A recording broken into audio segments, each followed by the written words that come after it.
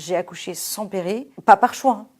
C'est important de le préciser, je ne l'ai jamais voulu. Moi, j'étais très contente pour la première, puisqu'on l'attendait comme le Messie. Ma deuxième grossesse, c'était une grossesse surprise. J'étais là en mode, Julien, viens voir. Et puis je lui montre, il me dit, ça veut dire quoi ça? Je dis, ça veut dire quoi ça? Ça veut dire, je sais pas, hein, une barre, rien, 2 barres, ça veut dire ce que ça veut dire. J'avais mon ami qui m'attendait en bas pour aller au sport, donc moi, j'avais pas le temps de dialoguer. Ça veut dire que je suis enceinte. Bon, allez, je pars au sport et puis on en reparle après. Troisième grossesse, c'était attendu, voulu, donc plutôt très contente aussi. Ah, Julien, il était content à chaque fois. Forcément surpris lors de la deuxième grossesse. En vrai, il n'y avait pas de question. Est-ce qu'on le garde, est-ce qu'on le garde pas? La question ne se posait pas. C'est juste qu'effectivement, on s'y attendait pas. Nausée terrible. Vraiment, on n'en peut plus, quoi. J'avais pas beaucoup d'envie, moi. Moi, c'était surtout dormir. C'était des petits surnoms du genre bébé, mon amour, des trucs tout mignons, quoi. Toutes les idées de prénoms étaient refusées, en fait. Il n'aimait rien.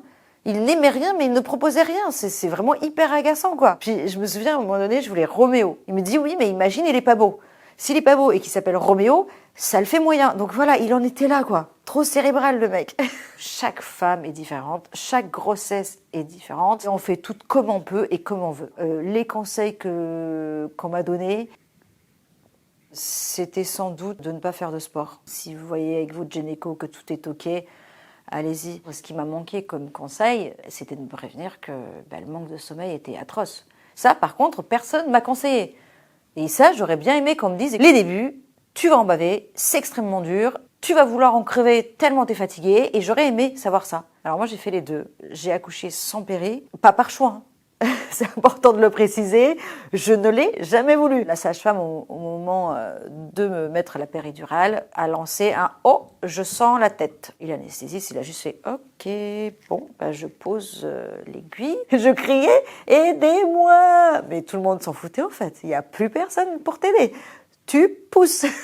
Quand on a l'impression qu'il bouge au son de notre voix ou au contact de notre main, ça c'est vraiment un lien qui nous unit alors qu'il n'est même pas encore là. Battement de cœur, voilà, toutes ces petites choses qui nous permettent de tenir le coup 9 mois quand même. Moi je ne fais pas partie de ces femmes qui ont spécialement aimé être enceinte. C'est un peu comme le salaire à la fin du mois, hein. On n'aime pas forcément aller bosser, mais on aime le petit salaire à la fin du mois. Et 9 mois quand même sans payer, c'était long mais ça valait le coup. Non, ça c'est, j'ai mon petit neveu qui est venu à la maison, qui est bien venu appuyer sur le fait qu'effectivement la boutique est fermée. Je peux plus me lever en pleine nuit comme ça plusieurs fois. Les hémorroïdes enceintes, c'est pas glamour mais c'est ok.